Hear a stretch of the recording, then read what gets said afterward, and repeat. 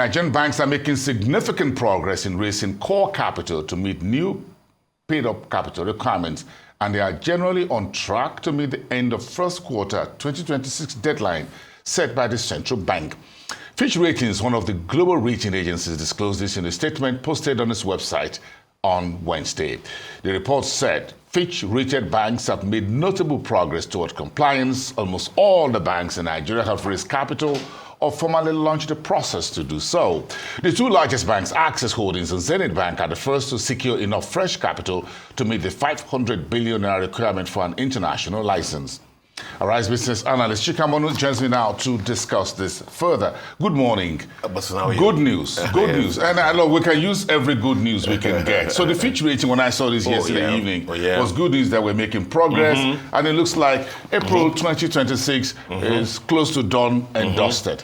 So how have they been able to implement this different from what we had 20 years ago, 2004 Soludo consolidation program? I think the first thing is that the 2004 one was like a massive shock to the system.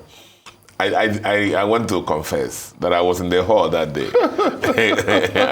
in August. In August, yeah. At that hall, when Soludo, read that speech. And it was like, an earthquake had been thrown on the banking industry. All of us left there with, miserable and sober and wondering what will happen in our future, potent for us. Within 18 months. 18 months. And so, but lessons have been learned. And this new one that's been organized by Central Bank, Bakadoso, is a little more organized and more deliberate. So as you can see, they were given an option of, remember, let's even take a step back, that one of the key initiatives of this government is the $1 trillion economy.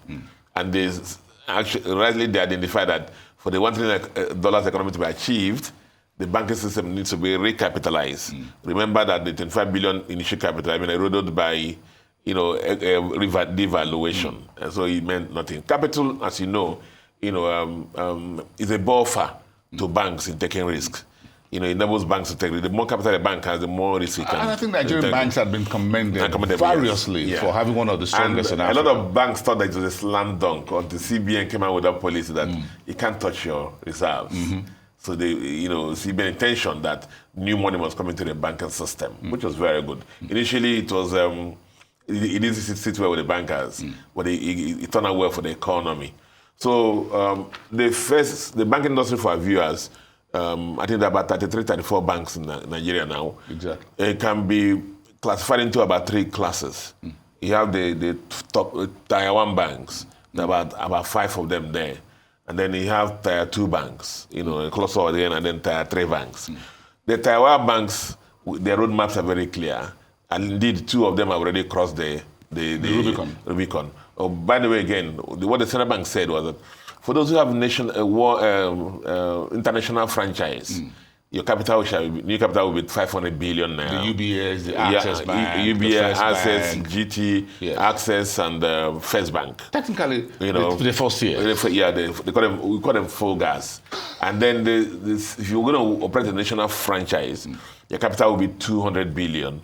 And we have a cluster of banks there also, the FCMBs, the Fidelities, the Sterling. A couple of the international banks are there too. And then the third tier, the capital, if you're going to run a regional franchise, it's going to be 50 billion. Unity. Yeah, a couple of them there. A lot of them there. The new one, less than 5-year-old commercial banks. And some Globals, the rest of them. Globals, Taj. All of them are there. Now, what has happened is this progress report. A lot of banks, they were told to new issues, go to capital market, new issues, mergers acquisition, or downgrading of your licenses. A lot of the banks, you notice, especially those who are quoted, have gone to the market and done success of the issue offers. Zenith and Assets have crossed the 500 billion mark, so they made a mark. Now, a couple of other ones have done two-stage program for issuing new issues. They have also many sources of that. Now, the joy or my confidence rests on the fact that about 4.6 trillion of money was returned by those who subscription. Yeah, over subscription. And those monies must find some space in the system, because those banks now are going back for the second round of recapitalization. If you go to the second grade of banks also, some of them also have made success also. Now, where Fitch report had some question mark, even though he said we made success, is the third tier banks, the tier 3 banks, the banks, No, but I mean, I believe that the first thing is that most of them are private banks. Oh, yeah. So what they are doing, I know what some of them are doing. Yeah, okay. They actually made some progress already, but because they are not quoted, Fitch may not have information. We're not tracking them. Yeah, you will not be tracking them. Yes. But at that level, I believe that those who had the national franchise, hitherto, before now, may downgrade, because the movement from 50 billion, the jump from 50 billion capital for regional to 200 billion for national, is massive. It's a whole lot. It's a whole lot. So is the NLC tracking whether you are switched off right now or not? Yeah, I mean, we're still tracking. But the issue... But yes, with the NLC. The NLC wants also switch off on essential services. You didn't get a joke. I didn't get a joke. Well, I mean, what's time now? What's time? It was 12 to 2. Is it 12 to 2 or 11? Is it 11 to 3 or something like that? Maybe that's why I'm not receiving calls, maybe, But, yeah, seriously speaking, telecommunication is a massive, infrastructure required to run an economy of a country. We have done this program when those prices were increased, and the justification for that. We also acknowledge that for a long time, those prices have not moved up. The issue was how much can they move up, and they were angling for more than 100%, and the government, kindly get them 50%. So, but I guess communication is very key. NNC and everybody needs to be engaged to make sure that we understand that. And moreover, I think in implementing these things, the telecom companies must, come with some palliatives and nice packages.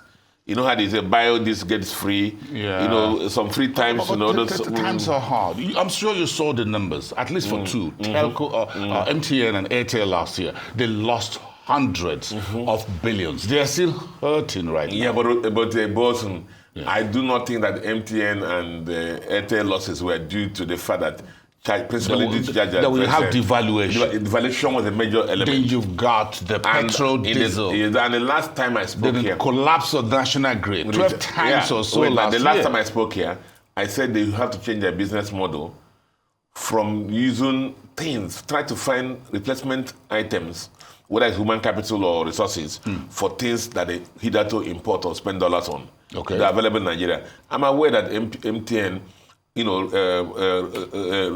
change a lot of their contracts, especially their base station contracts, more to Naira. Yeah, but other things, also I said infrastructure problems are here. So every base station usually have... so maybe not 50%. What would you recommend? 20, 30%? Give them something. The price increase... I would just want to go to zero. No. Price increase is okay, but I'm just saying that implementing it, they should do the human face. Okay. Bundle it with, if you have free calls between 12 a.m. and 2 p.m. and 2 a.m., those kind of stuff, so that people can... And the Nigerians also moderate consumption. Not Bosun, hello, want to talk about the meeting that we're going to have. We'll spend the first 10 minutes talking about, hello, brother, how are you? At times are hard, my friend. You need to find out how I'm doing. You haven't asked me how I'm doing. It's been a long time. Okay, let's leave it there. Between the chicken and the egg. You can't make an omelette without breaking it. Talk less. Yes. Have a great day. And you too, bro. And that's Arise Business Analyst Chika Mbonu here on Global Business Policy.